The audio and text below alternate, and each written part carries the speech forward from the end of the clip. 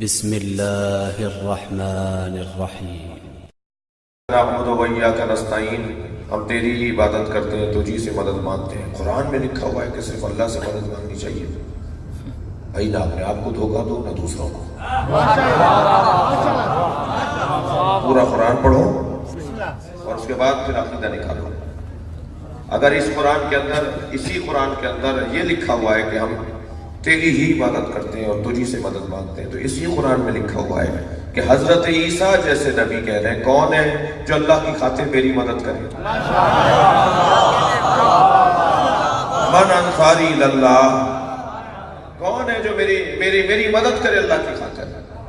تو حواریوں نے کہا قالوا الحواریون نحن انصار اللہ، حضرت عیسیٰ کے مددگاروں نے کہا ہم آپ کی اللہ کی خاطر مدد کریں گے۔ یعنی میں اور آپ اگر مدد مانگے کسی سے تو شرک، بدعت، حرام، کفر، کیا کیا پتہ نہیں جانے جو آتا ہے بول دیتے ہیں۔ ادھر اللہ کا نبی مدد مانگ رہے ہیں غیر خدا سے۔ پہلے تو یہ بات روشن ہو جائے کہ مولا علی سے مدد مانگنا غیر خدا سے مدد مانگنا نہیں ہے۔ دیکھنا چاہوں گا، کچھ کہنا چاہوں گا، مولا حسین سے مدد مانگنا غیر خدا سے مدد مانگنا نہیں ہے۔ جی میں کہہ دوں، فرعون، نمرود، حامان، شداد، یزید، مروان، معاویہ سے نہ مدد مانگنا غیر خدا سے مدد مانگنا۔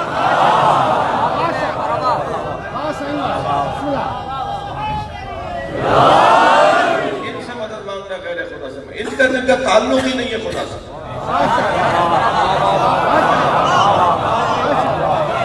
جن کا خدا سے تعلق نہیں ہے ان سے مدد مانگنا غیر خدا سے ہے نا۔ جو ولی خاص الہی ہو، جو پروردگار عالم کی جانب سے خاص حجت بنا کے بھیجا جائے، جو سفیر الہی ہو، جو تلمیذ پروردگار ہو، جو اللہ کے سے پڑھ کر آیا ہو، جو اللہ کا شاگرد ہو، جسے اللہ نے سجا کر بھیجا ہو، وہ غیر خدا کہاں ہے؟ جی اہل بیت سے مدد مانگنا غیر خدا سے مدد مانگنا نہیں ہے۔ میں نے تو نبی کی زندگی کا یہی خلاصہ نکالا ہے، ساری زندگی سرکار نے یا اللہ پہنچایا ہے یا علی پہنچایا ہے۔ صلوات پڑھیں محمد و آل محمد۔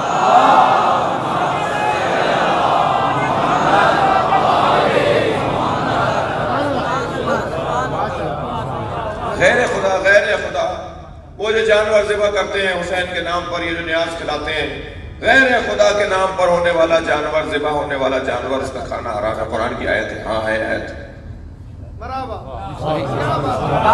وہ ذبیحہ جو اللہ کے علاوہ کسی کے لیے ذبح کیا جائے اس کا کھانا حرام ہے۔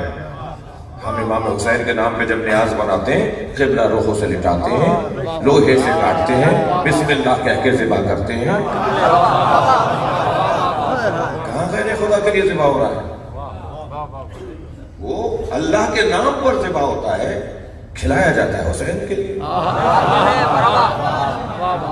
تو یہ ساری کائنات کھائی ہوتا رہی ہے، کچھ مان کے کھا رہے ہیں، کچھ نہ مان کے کھا رہے ہیں۔ صلوات پڑھیں محمد و آل محمد۔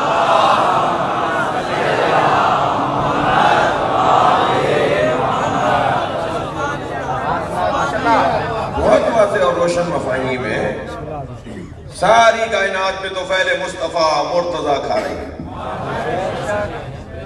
ہم سب تو فعلی ہیں بھائی۔